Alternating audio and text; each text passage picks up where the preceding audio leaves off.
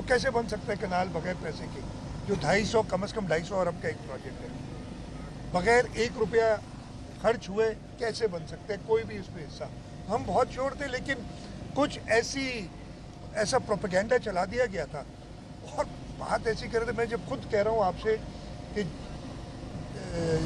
ये जो थोड़ा बहुत काम हुआ था, वो भी हमने सैटेलाइट इमेजरी से प्रूव किया कि जुलाई के महीने में और अगस्त के महीने में हुआ था। इसमें एक और चीज़ भी मैं क्लियर कर दूं, सदर आसिफ अली जरदारी को बीच में घसीटा गया।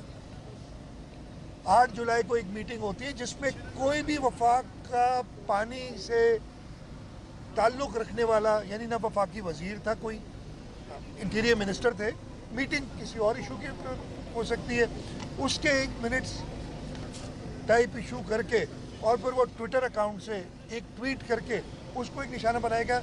सदर आसिफ अली जरदारी आपको पता है कि मीडिया पे नहीं आते, वो इंटरव्यूज़ वगैरह नहीं देते जब से सदर बने, तो वो क्लैरिफिकेशन देना नहीं चाहते थे।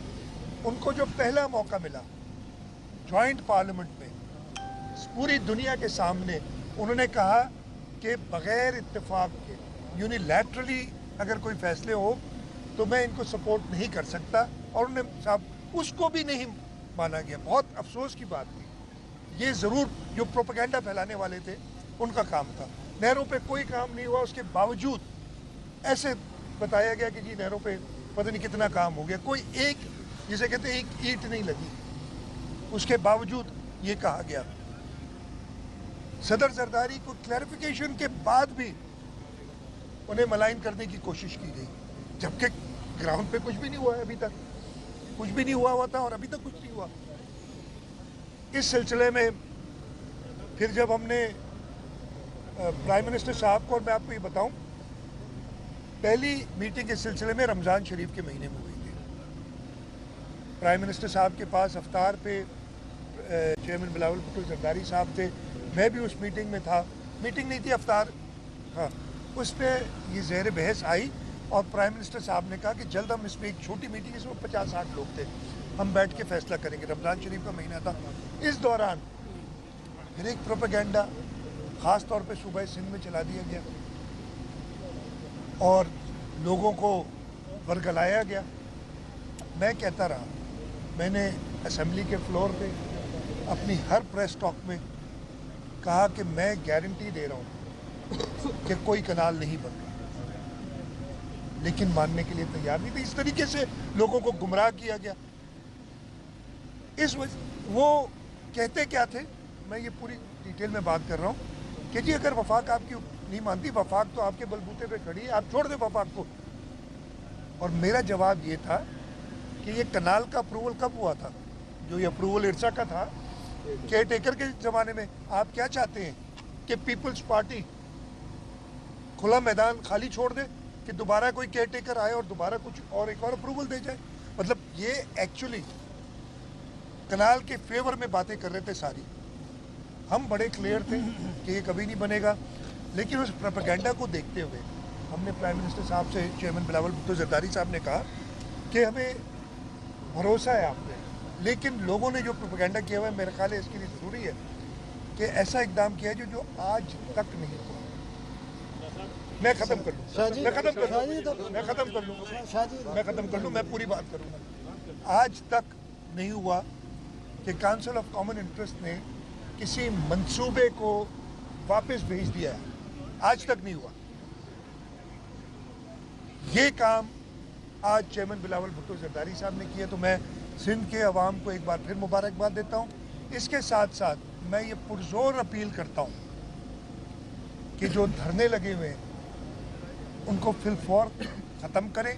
हम तो पहले भी कह रहे थे धरने करें, आपको एक कानूनी हक है, एक आईनी हक है, लेकिन किसी और को तकलीफ़ में ना डालें।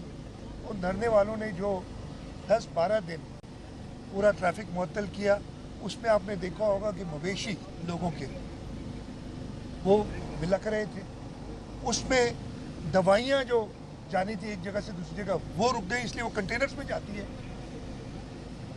ये नामुनासिब था।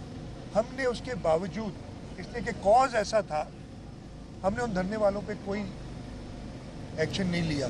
जब 25 तारीख को मीटिंग हुई फिर उनसे कहा गया और हमने कहा कि सिर्फ हमें एक रोड क्लियर करने दो, इसलिए कि ट्रैफिक को मूवमेंट होनी चाहिए। उसके बाद आपने देखा ताज़ा हिंदुस्तान ने जो जारियत की, उसके लिए भी बहुत ज़रूरी था कि आपकी कम्युनिकेशन मीन्स खुली होनी चाहिए। तो मैं एक बार फिर ये उम्मीद रखता हूँ कि अब तो मामला हल हो गया। हल पहले ही हुआ था, लेकिन अब हर तरीके से, वो कहते हैं ना, we have dotted the i's and cross the t's, there is nothing remaining. इस फैसले के बाद अब जब तक म्यूचुअल अंडरस्टैंडिंग नहीं हो जाती, कोई नहर का मंसूबा नहीं होगा। ये सिर्फ इस नहर की बात नहीं कर रहे, किसी नहर का मंसूबा नहीं होगा जब तक बाहमी रजामंदी ना हो। तो ये हमारी सिंध के अवाम की, पाकिस्तान के अवाम की जीत है कि जो लोग नफरतें फैलाना चाह रहे थे वो नाकाम हुए। बताइएगा कि आपने बात की है कि सीसीआई की मंजूरी के बगैर कोई नया नहरों का प्रोजेक्ट शुरू नहीं होगा, तो सर ये बताएं कि कालाबाग के बाद अब ये मामला, और अब क्या मुस्तकबिल में कोई नहरों का मंसूबा जो है वो बनेगा भी? सही सर, अगर इत्तेफाक राय हुआ तो